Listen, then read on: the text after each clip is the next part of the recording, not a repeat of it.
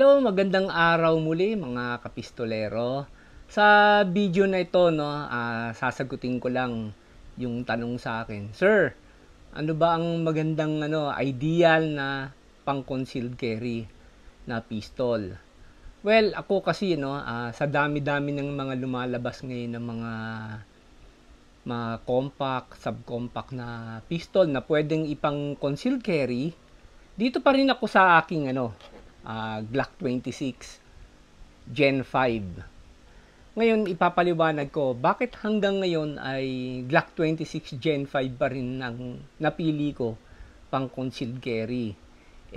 Marami namang lumalabas ngayon, 'di ba? Mga micro pistols gaya ng Glock 43X, ng Sig Sauer P365, andyan din yung Taurus na GX4, yung Smith & Wesson na MNP Bodyguard.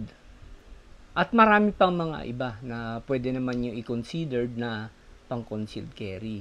Ngayon, ipapaliwanag ko bakit hanggang ngayon ay nag-i-stick pa rin ako sa aking Glock 26.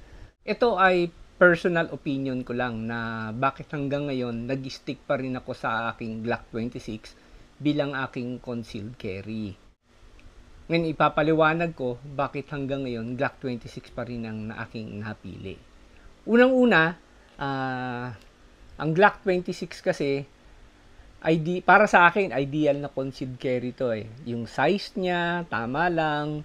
Okay? Di naman sila nagkakalayo ng Glock 43X eh. By the way, lahat ng firearms ko na safety check na po ito para mabilis po tayo. Ito po yung Glock 43X ng anak ko. Kung i-compare po niyo yung size, halos hindi naman sila nagkakalayo sa haba, di ba? Ayan, no? Sa taba, dun sila nagkakatalo. Medyo manipis lang yung 43X. Pero kung sa haba, tignan nyo, halos hindi naman sila nagkakalayo. Sa haba, ng grip, mas maiksi pa nga yung sa Glock 26 kaysa sa sa 43X. Ayan. Tignan niyo. Ngayon kaya ko ito napili, magazine compatibility. Ito yung kanyang 10 rounds na magazine. Okay? Yun lang labas yung pinky ko. Ayan. Ngayon, meron naman siyang 12 rounds na extended itong base pad niya. Maganda na yung grip niya. Ito na. Ito na yung grip niya. Tapos, compatible din siya sa magazine ng Glock 19. 15 rounds ito. Yun lang, gagamit ka ng parang adapter siya. Yung Pierce grip. Ayan. So, para ka na rin naka Glock 19. 15 rounds. Ayan.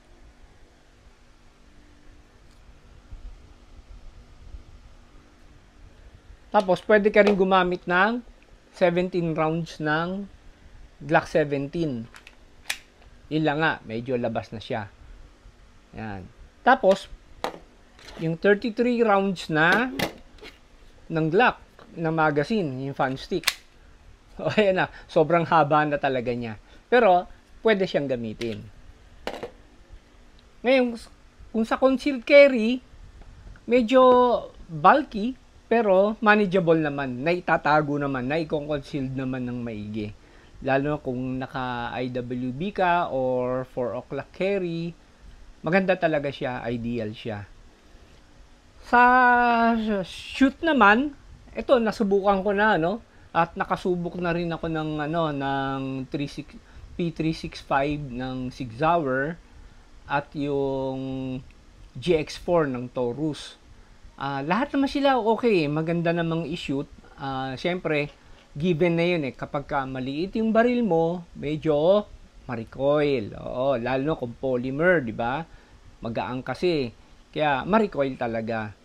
Hindi ko naman sinasabing hindi ma-recoil ang Glock 26 Pero para sa akin, mas manageable ko ang recoil nitong Glock 26 Ngayon, sa pag-concealed carry, yung gaya ng sabi ko kanina, mas na itatago ko ito sa pag-appendix carry compare mo sa Glock 19. Don't get me wrong ha, hindi ko naman sinasabi na hindi maganda i-concealed carry yung mga ibang nabanggit kong mga micro pistols.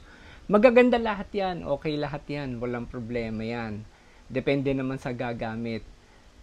Yung nga siguro, gaya nga siguro sabi ni Jason, Glock fanboy ako, kaya medyo bias ako sa Glock no? Hindi, biro lang ni Jason. O sige, mag-leave na lang kayo ng comment kung ano sa tingin po ninyo. Gusto ko lang naman ipakita kung bakit hanggang ngayon ay nag-i-stick pa rin ako sa Glock 26. At yan mga kapistolero, maiksi lang naman tong kwentuhan natin. At sana nagustuhan po niyo itong munting kwentuhan natin. Mag-leave po kayo sa baba ng comment ano po yung mga carry pistols po ninyo and bakit. Ayan. Hanggang sa muli mga kapistolero, maraming salamat sa panunood po ninyo. And sa mga hindi pa po nakakapag-subscribe sa aking YouTube channel, sana po mag-subscribe po tayo. At meron din po akong Facebook page. Paki-like na lang po at mag-follow po tayo para makagawa pa rin po ako ng mga contents na gaya po nito. And sa muli, madalas ko pong sabihin ito na be a responsible gun owner and to God be the glory.